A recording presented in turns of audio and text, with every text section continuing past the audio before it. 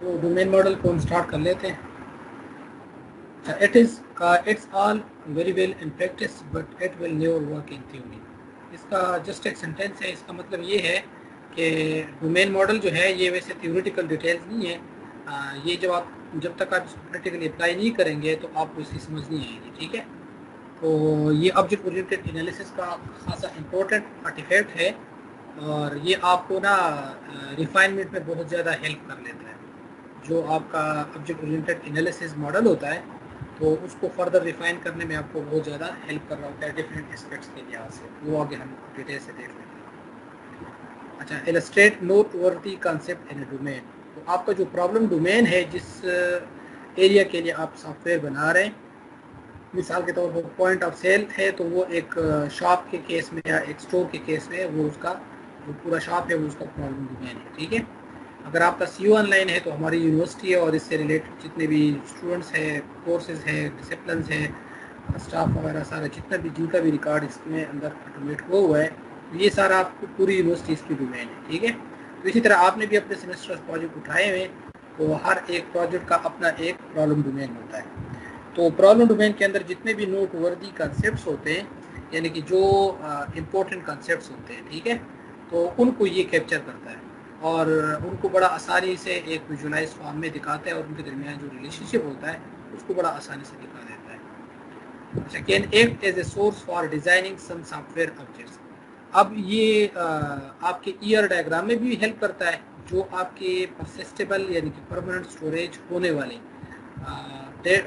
Objects होते हैं ना, जिस तरह अगर आप कस्टमर हो गया या यूज़र हो गया, ठीक है, तो अब ये ऐसे ऑब्जेक्ट्स है जिनको आपने डेटाबेस में सेव करना होता है या कोई ट्रांजेक्शन वगैरह है, तो अब ये आपकी ईयर डायग्राम का हिस्सा बनेगी। तो आप यहाँ से आपने ऑलरेडी आइडेंटिफाई किया होगा कि एक यूज़र का भी कॉन्सेप्ट एग्जिस्ट करता है, एक कस्टमर का भी करता है, एक परचेज ट्रांजेक्शन का भी करता है, एक सेल ट्रांजेक्शन का भी करता है। तो ये आपके नोट वर्दी कॉन्सेप्ट्स हैं, इनको आपने ऑलरेडी इस डोमेन मॉडल में इंक्लूड किया होगा और इनके रिलेशनशिप को भी आपने किया होगा। तो अब जब आप डेटा मॉडल डिज़ाइन करेंगे यानी इनकी रिलेशनशिप डायग्राम बनाएंगे तो उसमें ये आपको हेल्प करेगा। इसके अलावा जब आप अपना सॉफ्टवेयर जो है उसको डिज़ाइन करोगे, उसके जो क्लासेस आपने आइडेंटिफाई करने हैं, ऑब्जेक्ट्स जो आपकी इम्प्लीमेंटेशन क्लासेस होगी, तो वो उसका भी यानी कि डोमेन मॉडल जो है ये उसका भी सुपर सेट होता है और क्लास डायग्राम जो है वो इसका सबसेट होता है। यानी इसमें से कुछ ऑब्जेक्ट ऐसे होंगे जो जाके आपके क्लास डायग्राम में वो वाले कंसेप्ट जो है वो वहाँ पे क्लासेस बन जाएंगे, और कुछ कंसेप्ट यहाँ पे ऐसे होंगे जो एज ए टेबल जो है आपके ईयर डायग्राम में जाके इंक्लूड हो जाएंगे, इंटिटीज बन जाएंगे। ठीक है, तो ये आपके आने वाले जो डिज़ाइनिंग आर्टिफैक्ट्स है उनके लिए एक सोर्स का काम करता है और उसमें आपको हेल्प कर देता है। और ये इसका एक बहुत सिंपल सा जो प्रोसेस सेल वाला यूज़ केस है ना, ये सिर्फ उसका वो है डोमेन मॉडल है, यानी कि पूरे पॉइंट ऑफ सेल का नहीं है। जो हम यूज़ केस लेके चल रहे हैं केस स्टडी के तौर पे ना, तो ये सिर्फ उसका है कि इसके अंदर क्या है कि आपका कस्टमर जब आता है तो वो एक सेल को प्रोसेस करना चाहते हैं, तो हर सेल के इसके हर कंसेप्ट के फिर अपने एट्रीब्यूट्स भी होते हैं और उसका नाम भी होता है। ठीक है, तो नाम इसका यूजुअली नाउन से होता है, नाउन होना चाहिए, और एट्रीब्यूट्स जो है वो इसके बाकी एट्रीब्यूट्स वगैरह हो सकते हैं और उनके दरमियान फिर रिलेशनशिप है। तो अब कस्टमर असल में क्या करता है, वो आइटम्स को उठाता है, अपने शॉपिंग कार्ट में रखता है और उनको जाके फिर जो चेक पॉइंट होता है, चेकआउट पॉइंट जो होता है कैशियर के साथ, तो वहाँ पे उसको चेकआउट करके उसको खरीद रखा होता है। ठीक है, अब इसके अंदर जो इम्पोर्टेंट कंसेप्ट इन्वॉल्व है वो ये वाले हैं। सेल लाइन आइटम, एक आइटम सेल लाइन आइटम कब बनता है, जब वो सेल के अंदर का उसमें लाइन में लग जाता है। मिसाल के तौर पर जब आपने शेल्फ से एक आइटम उठा लिया और अपने कार्ट के अंदर आपने रख दिया, अब ये आपका लाइन आइटम बन गया। ठीक है, खरीदने के लिए आपने इसको सेल लाइन आइटम बनाया। तो आप आइटम जो है सेल लाइन आइटम रिकॉर्ड करता है सेल ऑफ आइटम, तो जो आइटम्स आपके पास स्टोर में पड़े हुए हैं, तो वहाँ से आप आइटम के उसके जो आइटम आपने फिर उठा के अपने शॉपिंग कार्ट में डाल दिए, तो वो आपके आवाज उसके ठीक नहीं आ रही। सेल जो है, सेल भी एक इम्पोर्टेंट कंसेप्ट है।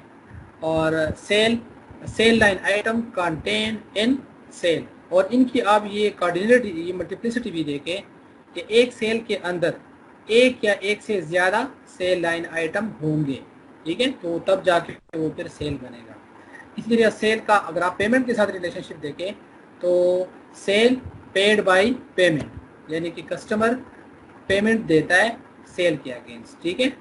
इसी तरह आपका जो रजिस्टर होता है तो captured sale captured on register. तो आप देख रहे हैं कि हम विजुअलाइज कंसेप्ट देख रहे हैं और जो लाइंस के ऊपर लेबल लिखे हुए हैं तो ये मुझे पूरा सेंटेंस बता रहे हैं और मुझे आपका जो पॉइंट ऑफ सेल का जो सिर्फ सेल वाला एरिया है या यूज केस है उसके इम्पोर्टेंट कंसेप्ट और उनके दरमियान रिलेशनशिप बड़ा अच्छे अंदाज में मुझे प्रेजेंट कर रहा है। Sale line item record sale of item stock in store, store houses register. एक स्टोर के अंदर एक या एक से ज़्यादा रजिस्टर हो सकते हैं, ठीक है।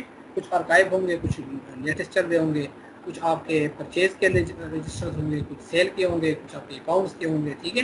तो स्टोर हाउसेज रजिस्टर और रजिस्टर, अब अगर सेल की हम बात कर रहे हैं, सेल रजिस्टर है तो सेल कैप्चर्ड ऑन रजिस्टर। अब ये आप देख रहे हैं कि आपका जो प्रोसेस सेल वाला यूज केस है उसमें जो इम्पोर्टेंट कंसेप्ट है और उनके दरमियान क्या रिलेशनशिप है विद मल्टीप्लिसिटी, तो वो मुझे ये सिंपल विजुअलाइज फॉर्म में नज़र आ रहा है। तो बजाय इसके कि मैं ये डिस्क्राइब करूँ ये सारे सेंटेंसेस डिफरेंट टर्मिनोलॉजीज के साथ या डिफरेंट एक्रोनिम्स के साथ तो बताऊँ और उसमें फिर कन्फ्यूजन हो, उससे कहीं ज़्यादा आसान और पावरफुल तरीका ये विजुअलाइजेशन है कि मैं विजुअलाइजेशन के अंदर अपने प्रॉब्लम डोमेन के जो इम्पोर्टेंट कंसेप्ट है उनको इस तरह रिप्रेजेंट करूँ और उनके दरमियान जो रिलेशनशिप है वो लेबल के थ्रू, लाइन के ऊपर लेबल के जरिए से उसको मैं बता दूँ। ये आपको फील हो रहा होगा कि बिल्कुल इस तरह हमारा ईयर डायग्राम होता है तकरीबन उससे मिलता जुलता है, लेकिन इसमें और उसमें डिफरेंस ये है कि इसमें ऐसे भी कंसेप्ट होते हैं जो आपके एंटिटीज़ नहीं होते, जो सिर्फ क्लासेस होंगे, या इवन इसके अंदर ऐसे भी कंसेप्ट होते हैं जो सिर्फ न क्लासेस होंगे न आपके एंटिटीज़ होंगे, लेकिन इस प्रॉब्लम डोमेन को एक्सप्लेन करने के लिए आपको वो आपने इंक्लूड किए होते हैं, तो वो आपको आपका जो प्रॉब्लम डोमेन है उसको क्लेरिफाई करने में हेल्प कर रहा होता है। बाद में न वो क्लास बन जाता है न वो कोई एंटिटी बन जाती है, बस जस्ट एक कंसेप्ट होता है। लेकिन जब भी आप कंसेप्चुअल डायग्राम है या इसका दूसरा जो नाम है वो कंसेप्चुअल डायग्राम, ठीक है। तो जो डोमेन मॉडल है या कंसेप्चुअल डायग्राम है उसमें जब आप उसको देखते हैं तो आपको प्रॉब्लम डोमेन की बड़ी इजीली समझ आ जाती है, ठीक है। तो ये एक सिंपल सा एग्जांपल है और eight the end of the lecture जो भी है इस लेक्चर के एंड के ऊपर या नेक्स्ट लेक्चर के ऊपर इसका जो असल दूसरा मकसद है वो ये कि आप अपने प्रॉब्लम डोमेन को से रिफाइंड तरीके से अंडरस्टैंड कर लें और अगर उसमें कोई लिमिटेशन रहते हैं तो वो आप सारे आइडेंटिफाई कर लें। तो आपने इस तरह का एक डायग्राम बनाना होगा at the end of this defect. अब डोमेन मॉडल क्या है वो आपने एक विजुअलाइजेशन देख ली। It is a visual representation of conceptual classes or real situation objects in domain. जो आपके प्रॉब्लम डोमेन में जो कंसेप्चुअल क्लासेस है, यानी कि मे बी कि वो आपका क्लास डायग्राम का हिस्सा हो, ठीक है, या कोई रियल सिचुएशन ऑब्जेक्ट्स हो, यानी कि स्टेट्स आप ऑब्जेक्ट्स के सेव करना चाहते हैं तो वो भी आपके कंसेप्ट्स होते हैं, ठीक है। तो उनका एक विजुअल रिप्रेजेंटेशन है। व्हाट इज डोमेन मॉडल, ये उनका विजुअल रिप्रेजेंटेशन है, आल्सो कॉल्ड कंसेप्चुअल मॉडल। इसको हम ये दूसरा है।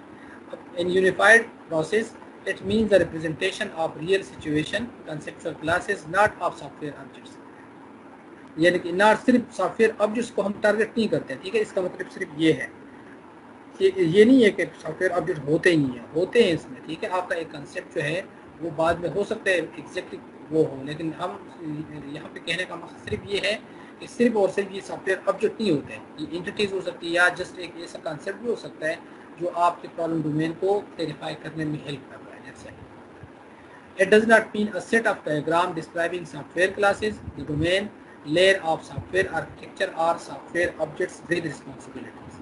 तो ये आपको असल में पूरा डोमेन लेयर जो है, एक तो आपका यूआई लेयर है, एक आपका बैकएंड के ऊपर जो डोमेन पूरा कैप्चर कर रहे हैं आप सॉफ्टवेयर या ऑब्जेक्ट्स या एंटिटीज के, ये उसको पूरा डिस्क्राइब कर लेते हैं विद आर्किटेक्चर डिटेल्स, ठीक है। वो कैसे आपस में उनका रिलेशनशिप है तो वो बाद में आर्किटेक्चर का हिस्सा बनता है। According to UML notation, it is represented by a class diagram which does not have any operations, only provides a conceptual perspective। तो आपने देखा कि क्लास डायग्राम के अंदर क्लास को रिप्रेजेंट करने के लिए हमारे पास रेक्टेंगल में 3 कंपार्टमेंट होते हैं।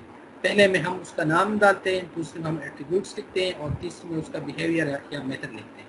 तो जो UML नोटेशन आपने ऊपर देख लिए यहाँ पे ये क्लास डायग्राम वाला ही नोटेशन है, लेकिन किसी कंपार्टमेंट को इन्होंने जिसमें हम मेथड लिखते हैं वो इन्होंने टोटल इग्नोर किया हुआ है। ठीक है, तो अगर आपको जब ये बनाना पड़ेगा, आपको डायरेक्टली डोमेन मॉडल की अलग अलग इस तरह के आपको वो नहीं मिलेंगे, तो आपने क्लास डायग्राम के through he drag and drop करके कंसेप्चुअल क्लासेस को उसके अंदर ही बनाना है, लेकिन उसका जो मेथड वाला कंपार्टमेंट होगा वो खाली होगा। ठीक है, उसमें आप कुछ नहीं लिखेंगे।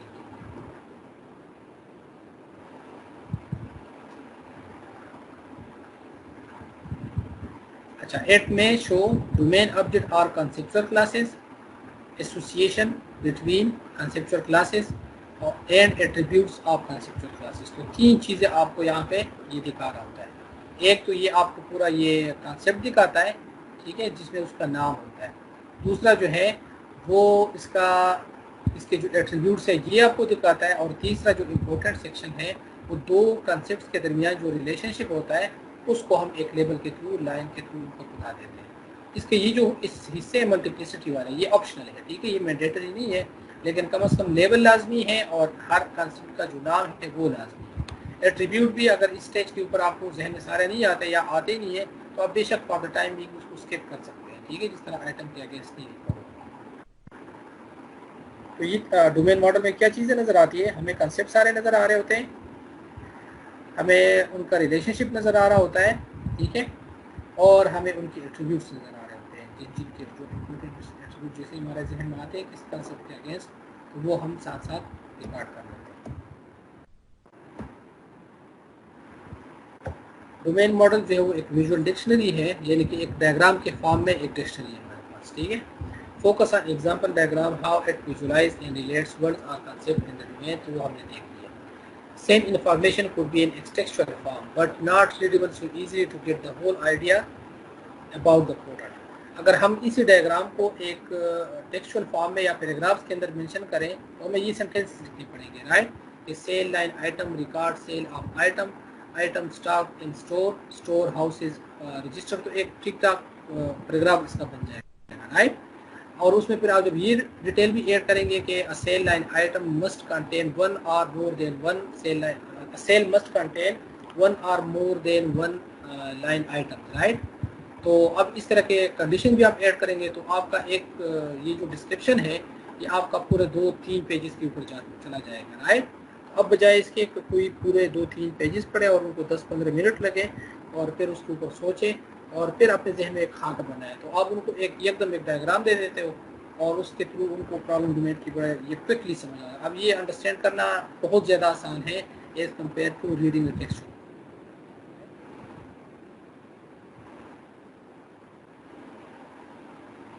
अच्छा, the term and relationship, the terms and relationship in a visual language of the domain model is easy to understand, तो लिहाजा वो एक विजुअल फॉर्म में होता है और हमें इजीली हम उसको पढ़ सकते हैं। इसमें जो डायग्राम यहाँ पे दिया हुआ है इसमें कभी कभी एक ऑप्शनल ना यहाँ पे एरो भी ऐड किया जाता है, तो एरो फिर आपको बताता है कि आपको इसको सेंटेंस को कैसे पढ़ना चाहिए, यानी कि आप इस तरह अगर इसको पढ़ते हैं कि आइटम स्टॉक इन स्टोर तो ये वैलिड है, लेकिन अगर आप इसको ऐसे पढ़ेंगे कि स्टोर स्टॉक इन आइटम तो वो गलत है। तो अब इस तरह की कन्फ्यूजन को दूर करने के लिए इसके ऊपर फिर एक ऑप्शनल एरो भी लगाया जाता है, ठीक है, आप फिर उसको राइट डायरेक्शन में उसको इजीली रीड करेंगे।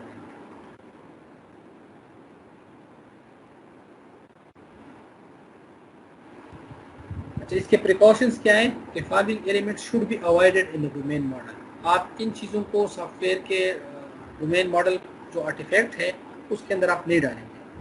तो जिस तरह विंडोज़ है, हम लॉगिन का विंडो या इस तरह की जो विंडोज़ की जो या डेटाबेस का नाम वगैरह या डेटाबेस पूरा का पूरा, ठीक है, तो उनको हम नहीं डालेंगे कि आपने लिखा हो डोमेन मॉडल के अंदर एसक्यूएल सर्वर या आपने MS SQL लिखा हो, ठीक है, SQL लिखा हो या इस तरह के नाम, या आप कहते हैं किसी टेबल का कोई नाम, ठीक है, प्लानर टेबल, तो आप उस टर्म्स में चीज़ें नहीं एक्सप्लेन करते होते, ठीक है। ये जस्ट कंसेप्ट होते हैं जिन्हें आपको ये विंडोज़ या इस तरह के UI यूज़र इंटरफेस के जो विंडोज़ है या डेटाबेस की जो डिटेल्स हैं तो उनको आपने अवॉइड करना होता है, या रिस्पॉन्सिबिलिटीज़ या मेथड जो है वो भी हम इसमें शो नहीं कर रहे होते, ठीक है। हो सकता है कुछ कंसेप्ट ऐसे हो जिनका बिहेवियर भी होगा बाद में, लेकिन उसको आपको फिलहाल डोमेन मॉडल के स्टेज के ऊपर आपको वो उस पर फोकस नहीं करना, वो डिज़ाइनिंग का पार्ट है।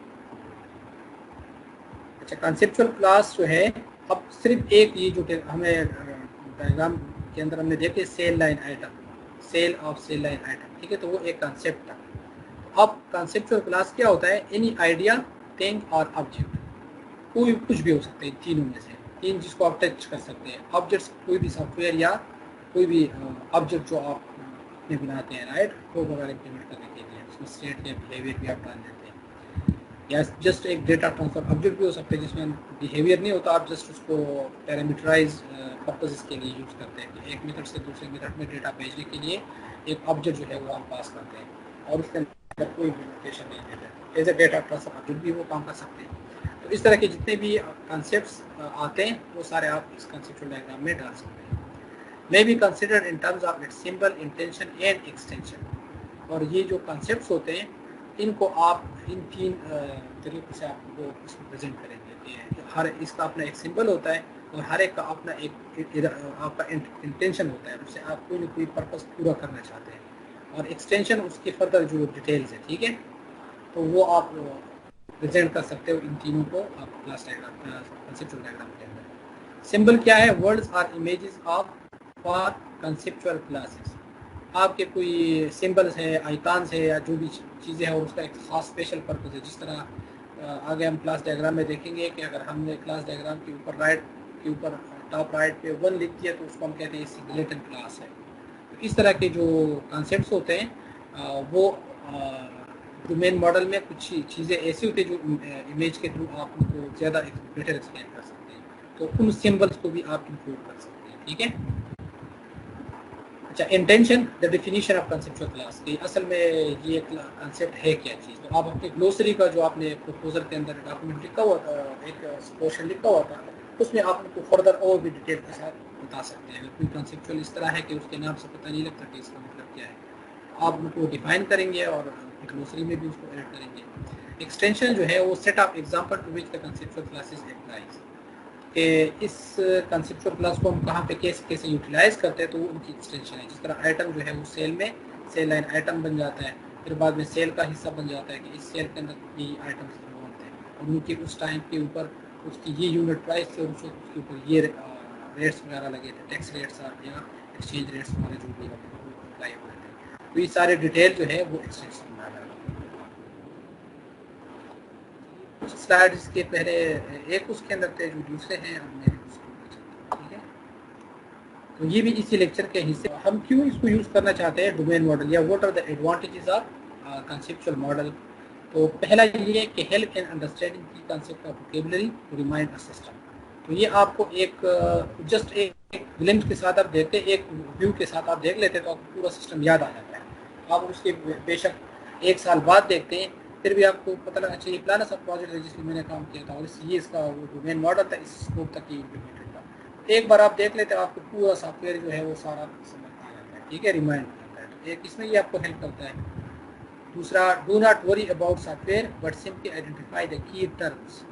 तो आपने सॉफ्टवेयर के बारे में भी सोचना होता, उसके डिटेल्स के बारे में कि ये कैसे काम करेगा वगैरह, बस जो आपको ऑब्जेक्ट ओरिएंटेड के अप्रोच के मुताबिक जो कॉन्सेप्ट्स या आइडिया या कोई भी चीज़ नज़र आता है और जो आप कहते हैं कि इसको रिकॉर्ड करना इम्पोर्टेंट है, तो बस वो रिकॉर्ड करते हैं, ठीक है। तो ये एक आसान तरीका है एनालिसिस, अपने एनालिसिस को डिफाइन करने का। अच्छा, domain model lower the gap between software representation and और mental model of the domain.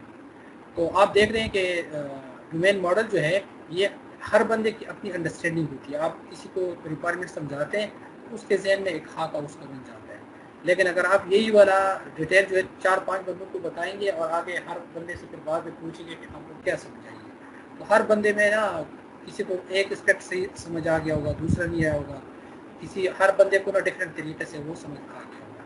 तो अब ये इसमें ना एक ठीक ठाक गैप पीरियड बन जाता है। जो आप उनको बता रहे होते हो तो अब इसमें काफ़ी सारी चीज़ें इन्वॉल्व होती हैं, टर्मिनोलॉजीज वगैरह, या आपके एक वर्ड के कई मीनिंग हो सकते हैं, हर डिफरेंट एरियाज में उनके डिफरेंट मीनिंग्स होते हैं।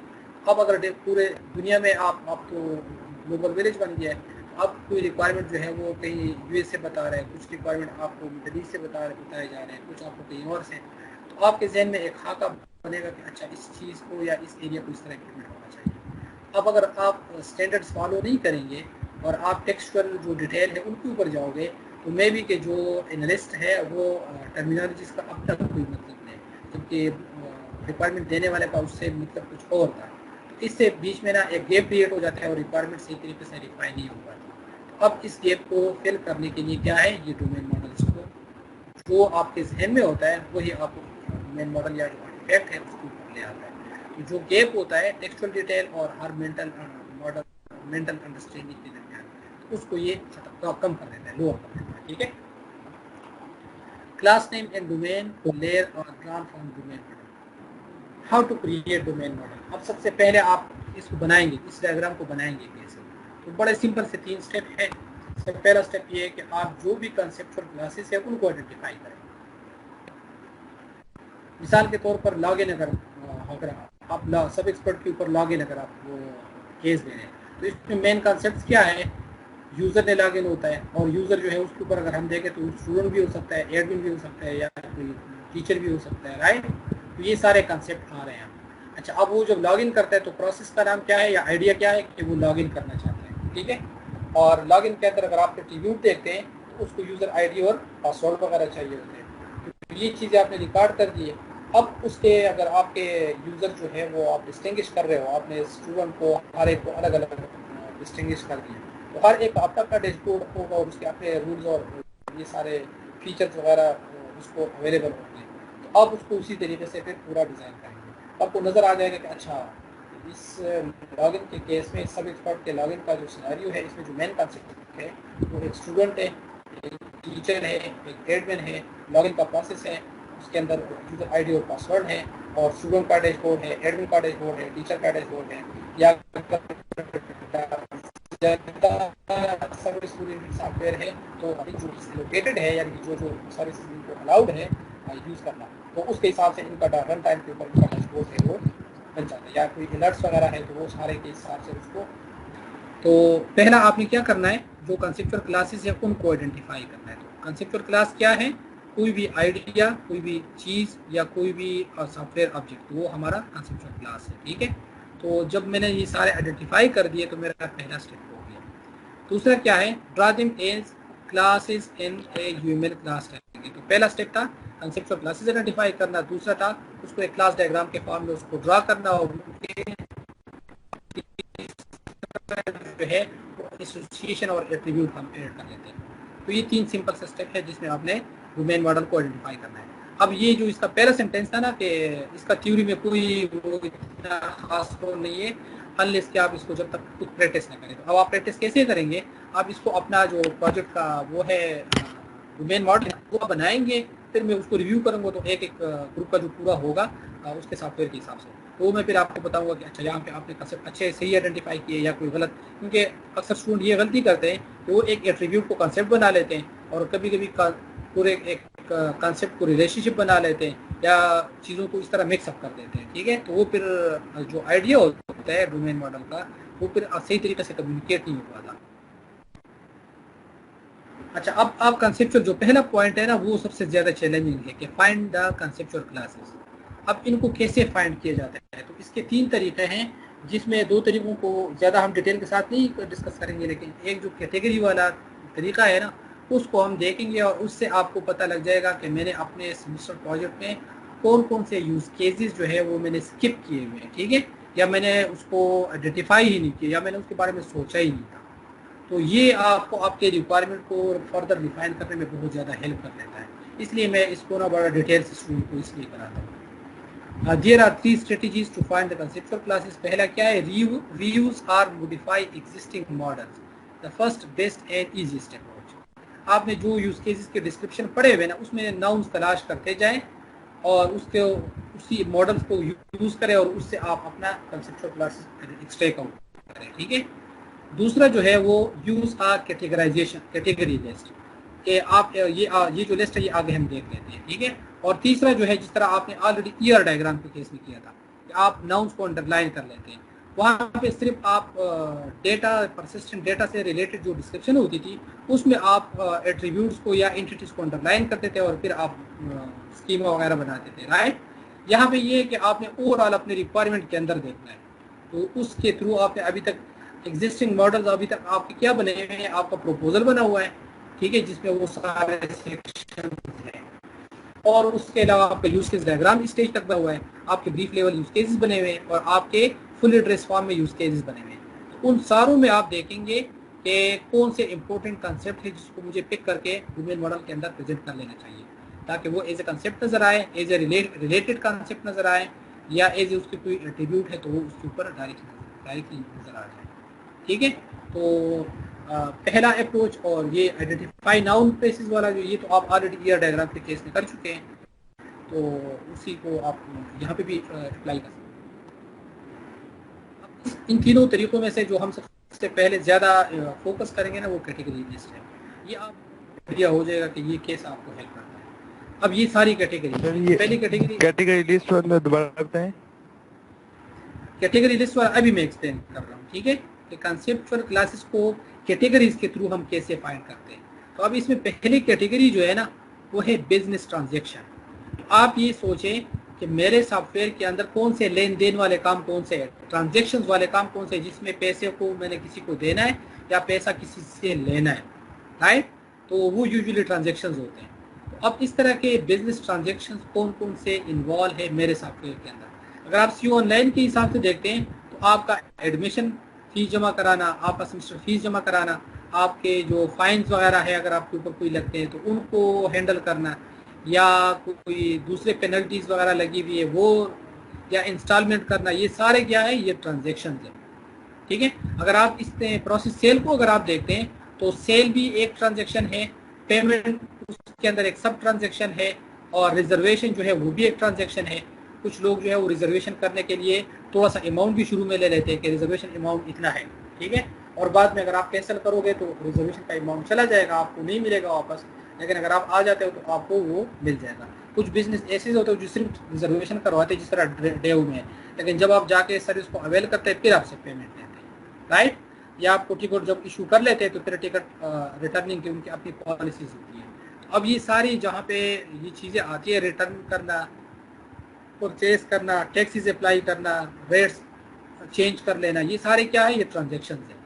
तो आप अपने सॉफ्टवेयर में देखें कि मेरे सॉफ्टवेयर के अंदर कौन कौन से ट्रांजेक्शन इन्वॉल्व है, और उसको बाकायदा लिख के, राइट, जिस तरह ये लिखा हुआ है कि सेल का ट्रांजेक्शन, पेमेंट का ट्रांजेक्शन, रिजर्वेशन का ट्रांजेक्शन। तो ये एक कैटेगरी के थ्रू आपने सोचा। तो अब आप देखें कि मेरे जो ट्रांजेक्शन मैंने रिकॉर्ड कर दिए, ये मेरे किस किस यूज केस के अंदर कवर हो रहे हैं। अगर उसको आपने किसी यूज केस में कवर नहीं किया हुआ, इसका मतलब है आपके रिक्वायरमेंट आपसे मिस हो गई थी, राइट। अब आप जाके उनको किसी मेन सक्सेस सिनेरियो के उसमें इंक्लूड करोगे, या उसके जो अल्टरनेट पॉसिबिलिटीज है किसी यूज केस के, उनमें आप उनको इंक्लूड करोगे, और अगर जरूरत पड़ती है तो उनको आप एक सब यूज केस भी बना सकते हो, राइट। इससे क्या फायदा आपको हुआ, अब आपको आहिस्ता आहिस्ता पता लग रहा है कि अच्छा, मैंने जो अभी तक एनालिसिस किया है मेरे प्रोजेक्ट का, उसमें मैंने ये चीज़ें तो सोची नहीं थी। अब जब मैं ट्रांजेक्शन के हिसाब से सोचता हूँ तो उसमें तो ये भी ट्रांजेक्शन होगा, ये भी होगा, ये भी होगा, ठीक है, तो वो आप स्टार्ट करें। दूसरा जो कैटेगरी है वो है ट्रांजेक्शन लाइन आइटम्स, यानी कि इसमें कतार लगने में जो क्यों लगता है ना, तो उस तरह का कोई कंसेप्ट तो नहीं है। आप आपके का जो पॉइंट ऑफ सेल है उसमें आइटम्स जो है वो कतार में लगते हैं। जब भी कैशियर उनको प्रोसेस कर रहा होता है तो आप देखते हैं कि उसके साथ जो हेल्पर होता है वो आपको आपके आइटम को ना एक कतार में रख लेते हैं, और कैशियर फिर 1 बाय 1 और उनको ग्रुप करके इस तरह रख लेता है कि वो कैशियर के लिए आसानी हो उसको प्रोसेस करने में। तो आप इस तरह के वो सोचें कि मेरे सॉफ्टवेयर के अंदर, या जिस तरह अगर मैं आपको सब एक्सपर्ट का एग्जांपल दे रहा हूँ, तो मैं अगर कार्ड के थ्रू, यानी कि एग्जाम कार्ड के थ्रू क्वेश्चन क्रिएट करता हूँ, तो जिस क्वेश्चन को मैंने एग्जाम के कार्ड में ऐड कर दिया तो वो एग्जाम कार्ड का लाइन क्वेश्चन बन गया, ठीक है। और अगर मैं उसको निकाल लेता हूँ तो इसका मतलब मैंने निकाल दिया। इसी तरह जिस तरह आपने किसी आइटम को आप खरीदना नहीं चाहते तो अपने कार्ड से तो इसको नॉट काउंट, राइट। तो आप इस तरह देखेंगे कि मेरे सॉफ्टवेयर के अंदर लाइन आइटम्स का कोई कंसेप्ट है। अगर तो कोई रो या क्यू बनता है तो वो किस यूज केस में बनता है, उसको कैसे कंट्रोल किया जाए। आप बैंक में जाते हैं अपना कोई काम करने के लिए तो आपको सबसे पहले अपना कूपन जो है वो, यहाँ पे पाकिस्तान में इतने ज़्यादा नहीं है, कॉमन नहीं है, लेकिन बाहर जो कंट्रीज़ है उनमें सब जैसे ही आप बैंक में एंटर होते हैं तो सबसे पहले अपना कूपन उठाते हैं। तो फिर आपका कूपन नंबर कॉल किया जाता है काउंटर से, और आप जाके वो आपको जो भी इशू होता है वो सारा रिजॉल्व करते हैं, ठीक है। तो इसी तरीके से आपने अपने सॉफ्टवेयर में देखना है कि लाइन का कोई कॉन्सेप्ट तो नहीं है, वो आइटम्स का हो, किसी भी कॉन्सेप्ट का हो, किसको उसके ऊपर लाइन इन्फोर्स तो नहीं होती, अगर है उसको इंक्लूड करा दें। जिस तरह प्रोसेस सेल में सेल लाइन आइटम, जब आपने एक आइटम को सेल से उठा के अपने कार्ट के अंदर रख दिया तो अब लाइन आइटम बन गया खरीदने के लिए, ठीक है। अब इस हिसाब से सोचें, इस स्टेप से सोचें कि कोई लाइन आइटम्स तो मेरे सॉफ्टवेयर में नहीं है। अच्छा, प्रोडक्ट और service related to a transaction और ट्रांजेक्शन लाइन आइटम।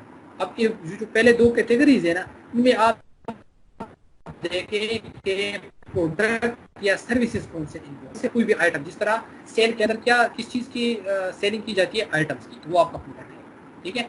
और सर्विसेज जिस तरह क्रेडिट कार्ड अथराइजेशन सर्विस है, कोई बंदा जो है वो पेमेंट जो है वो उसके थ्रू करना चाहते हैं, कार्ड के थ्रू, डेबिट कार्ड या क्रेडिट कार्ड के थ्रू, अब वो एक सर्विस कौन प्रोवाइड करेगा आपको, ठीक है, वीज़ा अथराइजेशन कंपनी। तो आपका जो सॉफ्टवेयर है उसको आपने इंटीग्रेट भी करना है किसके साथ, वीज़ा अथराइजेशन कंपनीज के साथ। किस यूज केस में वो हैंडल हो रहा है, तो अगर आपने process payment by credit card आपने लिखा हुआ है तो वहाँ पे ये चीज़ हैंडल हो जाएगी। अगर नहीं लिखा हुआ तो आपको पता लग जाएगा अच्छा ये मेरा एक पुराने स्टेज के ऊपर ये मिसिंग है। इसी तरीके से पेमेंट जिस चीज़ परचेज में या सेल के अंदर या एसेट्स खरीदते हुए या उनको बेचते हुए, किसी कंपनी में के ऊपर नीलामी करते हुए, जहाँ जहाँ पे भी इन्वॉल्व होगा तो आप उसको वहाँ पे पेमेंट को उस तरीके से हैंडल करेंगे जो आप सपोर्ट करना चाहते हैं, राइट। तो आप ये देखेंगे कि बिजनेस ट्रांजेक्शन या ट्रांजेक्शन लाइन आइटम से रिलेटेड जो प्रोडक्ट या सर्विसेज है वो कौन से हैं, तो वो आपने रिकॉर्ड करना है। अच्छा, अगली कैटेगरी है wear is the transaction recorded. अब बाकी में इनके जो रिमेनिंग कैटेगरी है इनकी बहुत ज़्यादा डिटेल में नहीं जाता, अगर आपको किसी की समझ ना आ रही हो तो मैं फिर आपको बता देता हूँ। इन्होंने पॉइंट ऑफ सेल के हिसाब से ना बड़े अच्छे एग्जाम्पल दिए हुए हैं। Wear is the transaction recorded, जो रजिस्टर्ड में रिकॉर्ड होता है, और लेजर जो होते हैं उनके उसमें रिकॉर्ड होता है, ठीक है। रोल ऑफ पीपल और ऑर्गेनाइजेशन, तो वहाँ पे कैशियर का रोल होता है, एक बंदा कस्टमर होता है, स्टोर होता है, ठीक है। इसी तरह प्लेस ऑफ ट्रांजेक्शन, कहाँ पे ट्रांजेक्शन अकर हो रहे होते हैं, तो स्टोर के अंदर ही हो रहे होते हैं। अगर कोई ऑनलाइन आपका सपोर्ट है तो लोग ऑनलाइन पे कर सकते हैं, तो आपका स्कोर बढ़ जाएगा, उसका प्लेस जो है वो डिफरेंट हो जाएंगे।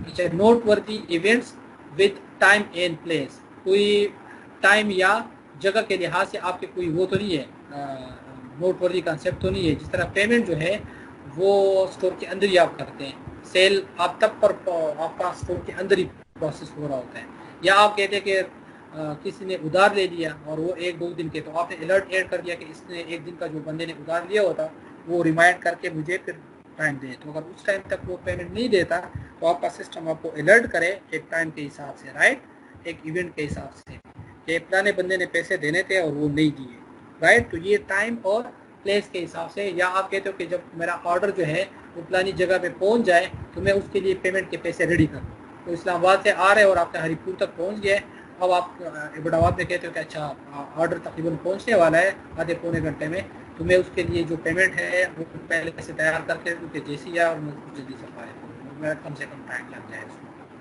अब ये टाइम और प्लेस के हिसाब से इस तरह के अगर कोई इवेंट्स है आपके सॉफ्टवेयर में उनके ऊपर सोचें। अच्छा, फिजिकल ऑब्जेक्ट कौन कौन से इन्वॉल्व है, जिस तरह इसके अंदर आइटम और रजिस्टर है।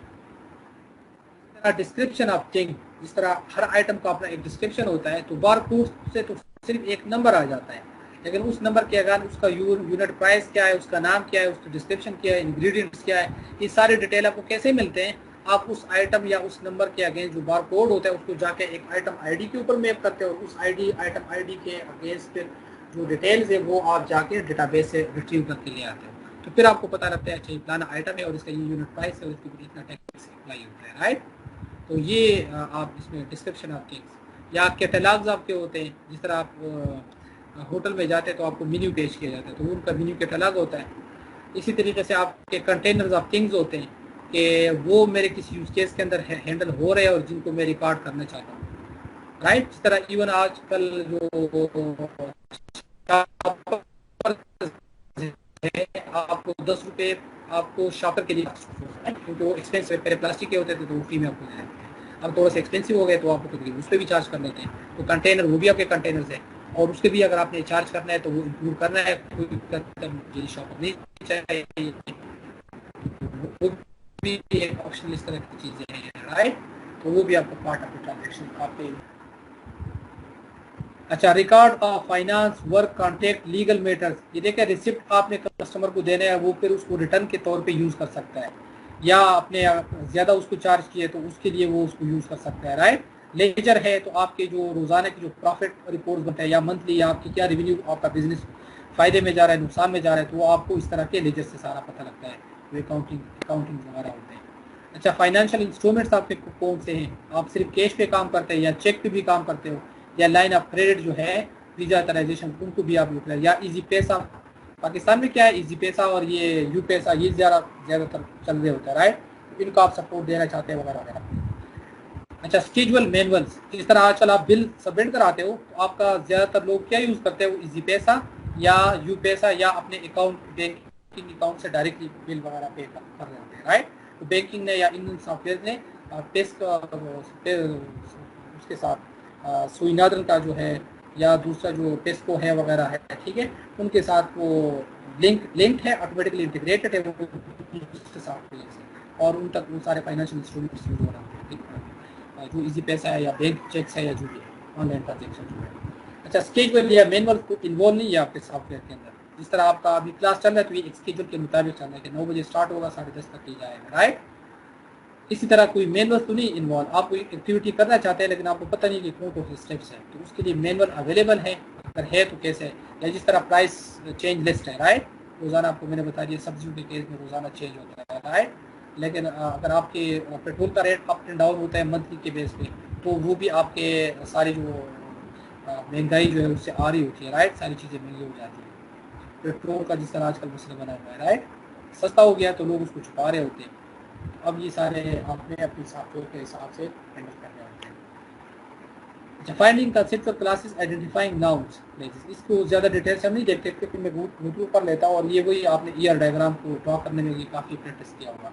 ये लिंग्विस्टिक या लैंग्वेज का एनालिसिस होता है, और उसमें हम नाउन आइडेंटिफाई करते हैं या नाउन फ्रेजेस को, और उनको ला के अपने डोमेन मॉडल में इंक्लूड करते हैं। Use this method carefully since words in natural language are ambiguous, यानी कि एक वर्ड के डिफरेंट एरिया में डिफरेंट मीनिंग्स होते हैं, तो इनको आपने बड़ा एहतियात के साथ, जिस तरह एम्प्लॉय है या स्टाफ है, तो ये सिनोनिम्स है एक ही उसका, तो आप या एम्प्लॉय यूज करें या स्टाफ यूज करें, राइट।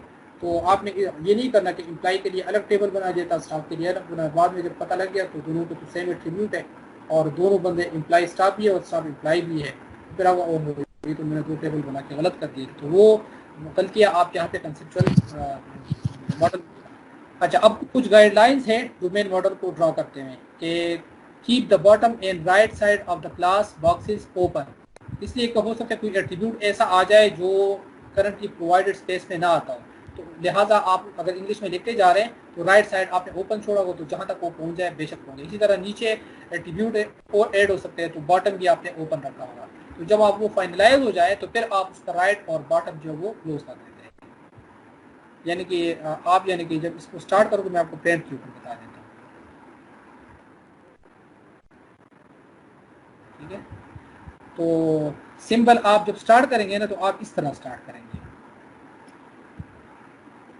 सपोज आप कहते हो वो टीचर है, ठीक है, तो टीचर एक कॉन्सेप्ट है, तो आपने उसको लिख दिया यहाँ पे,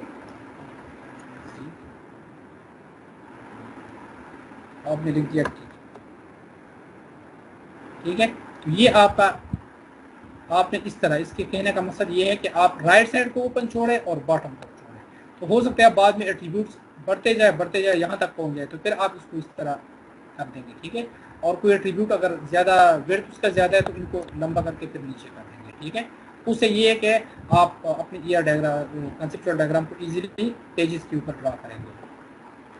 अच्छा, अब ये कुछ गाइडलाइंस है, पहला ये है कि keeping the bottom and right side, वो आप समझ आ गई है। दूसरा ये है maintain domain model in a tool, आपने केस टूल के अंदर, computer aided software engineering tool के अंदर अपने डोमेन मॉडल को मेंटेन करना है।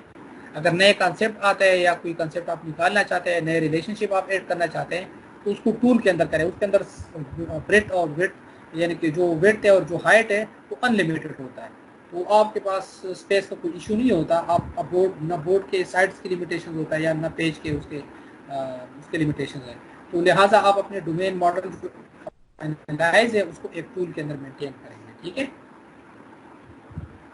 Perfection is not a goal do not discard the domain model, इसको आपने ज़ाया नहीं करना, इसको आपने अपने साथ रखना है, क्योंकि बाद में जब सॉफ्टवेयर कंप्लीट भी हो जाएगा फिर भी ये आप नए तो रिपोर्ट्स ऑब्जेक्ट्स इनको आपने डोमेन मॉडल में ज़रूरत है तो डाल दें, अदरवाइज ये बहुत ज़्यादा नहीं होता, ये सॉफ्टवेयर के एंड के ऊपर बनते हैं, राइट। अच्छा, थिंक लाइक अ मेकर, अच्छा ये पॉइंट थोड़ा सा एक्सप्लेन करने वाला है। मैप मेकर क्या करता है कि वो जब आप सपोज कोई सीनरी डिज़ाइन कर रहा है तो सूरज को टॉप पे रखता है, यानी कि आपके सीन के हाफ हिस्से को ऊपर आसमान पे रखता है और हाफ को नीचे ज़मीन पे रखता है, और बीच में पहाड़ वगैरह ड्रा होते हैं, ऑलमोस्ट मिडल के अंदर पहाड़ ड्रा होते हैं, राइट। स्ट्रीम्स वगैरह या जो आपके दरख्त वगैरह होते हैं वो फिर नीचे वो डिफरेंट जगहों पर ड्रा करता है। तो इसी तरीके से आपने जो रिलेटेड कॉन्सेप्ट है ना डोमेन मॉडल में, तो उनको इकट्ठे आपने ड्रा करवाना है।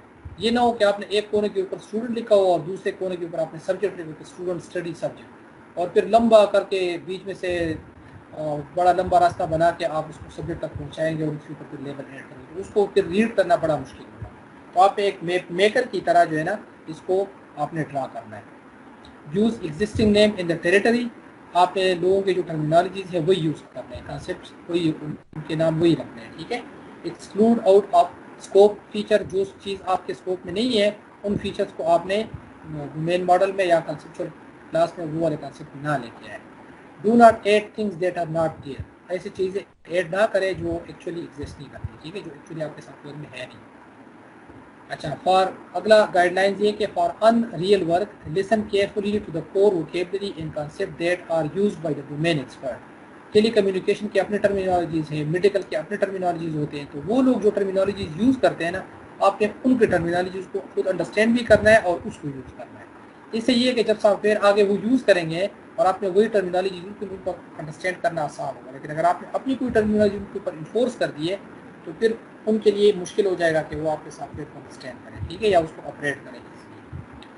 नेक्स्ट गाइडलाइन ये कि avoid making attribute while it should be a conceptual class. तो ये गलतियां हैं, ये मैंने आपको ईयर डायग्राम में भी बताई थी कि ईयर डायग्राम जो है वहाँ पे जिस तरह वर्क किया करते हैं, होमोनाइम्स, सिनोनाइम्स, या जिस तरह स्टाफ और इम्प्लाई का मैंने आपको एग्जाम्पल दे दिया। तो इसी तरीके से आप ये गलतियाँ डोमेन मॉडल में भी कर सकते हैं, उनसे आपको बचना है। और आखिरी है कि मॉडल विद डिस्क्रिप्शन क्लासेस, जहाँ पे ज़रूरत हो किसी एक चीज़ को एक्सप्लेन करने की, उसको बाकायदा डिस्क्रिप्शन के साथ उसको दिया करें, ठीक है। डोमेन मॉडल के अंदर आप डिस्क्रिप्शन वगैरह उसको ऐड कर दिया करें या उसको ग्लोसरी में जाकर ऐड कर दिया करें।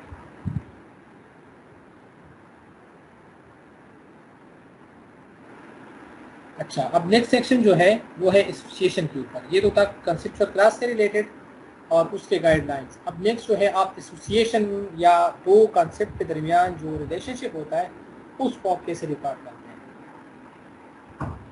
तो उसको हम जिस तरह हमने देखा कि sale captured on register, right. तो कैप्चर्ड ऑन जो था वो असल में एसोसिएशन थी, वो दो कॉन्सेप्ट्स को मिलाने के लिए एक वर्ड था, राइट, और वो आपको एक प्रॉपर सेंटेंस बना देता है।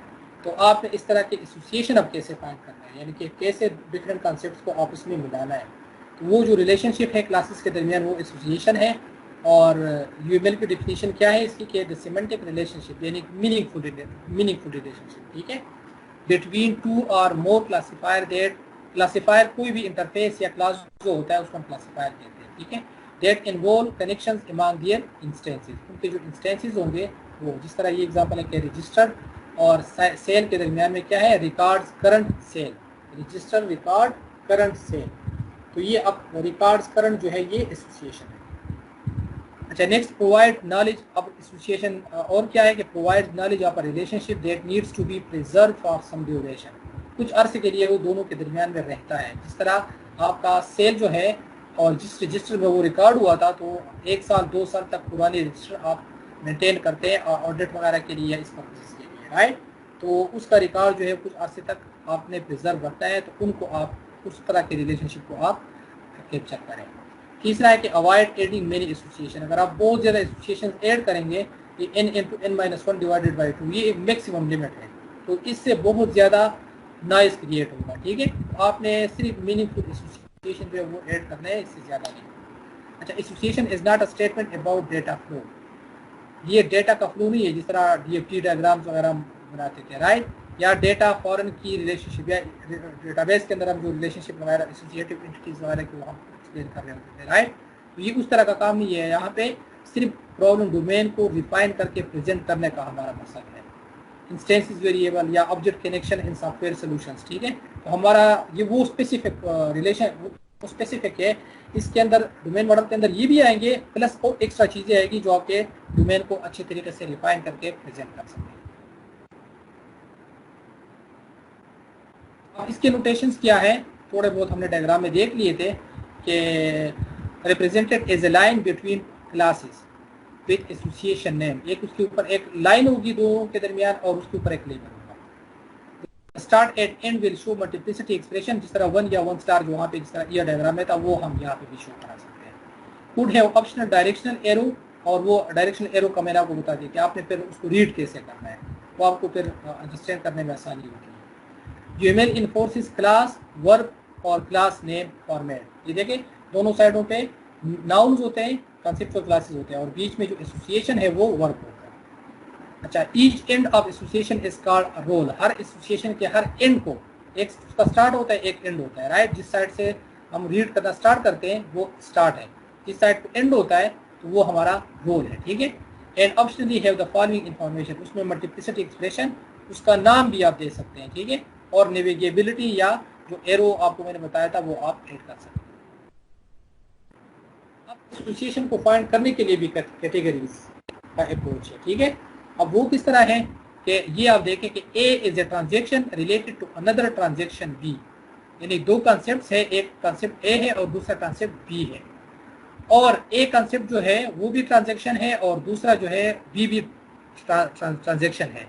तो अब दोनों आपस में इस तरह रिलेट करते हैं कि एक दूसरे को रिकॉर्ड करता है, जिस तरह करंट पेमेंट भी एक ट्रांजेक्शन है और सेल भी एक ट्रांजेक्शन है। तो ये करंट पेमेंट किस सेल की हो रही है, दोनों में रिलेशनशिप है, राइट। तो वो आप यहाँ पे अब आपने रिलेशनशिप बनाना है। इसी तरह दूसरा जो है A is a line item of transaction B, एक साइड पे लाइन आइटम कंसेप्ट है और दूसरे साइड पे ट्रांजेक्शन है, तो उनके दरमियान भी रिलेशनशिप बन जाता है। जिस तरह सेल लाइन आइटम और सेल का दरमियान में कि sale line item record the sale of या sale records in sale line item. अच्छा, ए इज ए प्रोडक्ट और services for a transaction B, एक जो है वो प्रोडक्ट है या कोई सर्विस है और दूसरे कॉन्सेप्ट जो है वो ट्रांजेक्शन है। जिस तरह आइटम एक प्रोडक्ट है और सेल एक ट्रांजेक्शन है। अगली कैटेगरी है A is a role related to a transaction B, एक साइड पे रोल है और दूसरी साइड पे ट्रांजेक्शन है। जिस तरह कस्टमर एक रोल है और पेमेंट एक ट्रांजेक्शन है, और कस्टमर पे पेमेंट। अच्छा, ए इज ए फिजिकल और लॉजिकल पार्ट ऑफ बी, दोनों कॉन्सेप्ट में रिलेशनशिप क्या है, फिजिकल पार्ट है, एक दूसरे का फिजिकल पार्ट है। जिस तरह ड्रॉयर जो है वो रजिस्टर ड्रॉर के अंदर पड़ा होता है, राइट, तो ये उसका एक कंटेनर का रिलेशनशिप है। अगला है कि ए इज फिजिकली और logically contain in or B, वो रजिस्टर स्टोर के अंदर होता है, आइटम शेल्फ के अंदर पड़े होते हैं। A is a description of B, तो प्रोडक्ट डिस्क्रिप्शन जो कैटलॉग के अंदर लिखा होता है वो आइटम की डिस्क्रिप्शन बता रहा होता है। A is known log recorded reported या कैप्चर्ड इन बी, तो जिस तरह सेल जो है रजिस्टर में रिकॉर्ड किया जाता है। A is a member of B, cashier जो है वो स्टोर के अंदर नौकरी करता है। A is an organizational sub unit of B, department है और स्टोर के अंदर जिस तरह बड़े बड़े जो स्टोर्स होते हैं उसमें ग्रोसरी का डिपार्टमेंट है, इलेक्ट्रॉनिक का डिपार्टमेंट होता है, राइट। इसी तरीके से उनमें दरमियान रिलेशनशिप हो सकता है जो बड़े स्टोर होते हैं। A uses or manages or owns B, तो जिस तरह कैशियर जो है उसके जिम्मे रजिस्टर के अंदर इंक्रीज करनी होती है। A is next to be, एक सेल लाइन आइटम दूसरे के साथ इकट्ठा रखा जाता है, राइट। अब आखिरी जो सेक्शन है वो है एट्रीब्यूट्स का।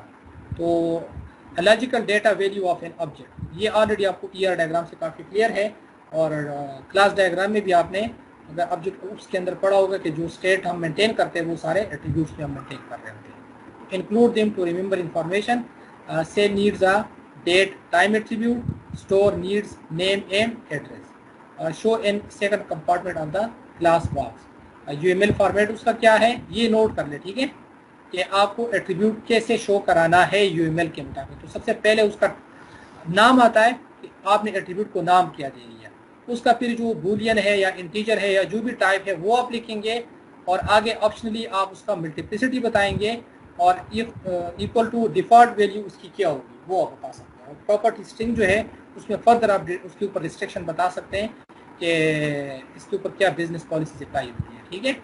तो ये इसका यूएमएल फॉर्मेट है। अच्छा, derived attribute can be calculated और derived from information in the sales line item. तो ये तो आप ऑलरेडी डेटाबेस से क्लियर है आप। अच्छा, suitable attribute type focus on data type attributes in the domain model, ठीक है। जिस तरह सेल और airport should not be N attribute in the domain model concept class, ठीक है। तो अब सेल असल में एक कंसेप्ट है, एयरपोर्ट भी एक कंसेप्ट है, तो ये एज एन एट्रीब्यूट नहीं आ सकता, वो अगर आप करेंगे तो वो गलत करेंगे। तो आप एट्रीब्यूट को वो न बनाए कंसेप्चुअल क्लास, और कंसेप्चुअल क्लास को एट्रीब्यूट न बनाए, ठीक है। इन गलतियों से आपने बचना है। मेजर स्टूडेंट ये गलतियाँ करते हैं या ये रिलेशनशिप गलत बना लेते हैं। तो अभी जो प्रोसेस सेल है ना, उसका एक कंप्लीट डोमेन मॉडल आपको दिया हुआ है, ठीक है।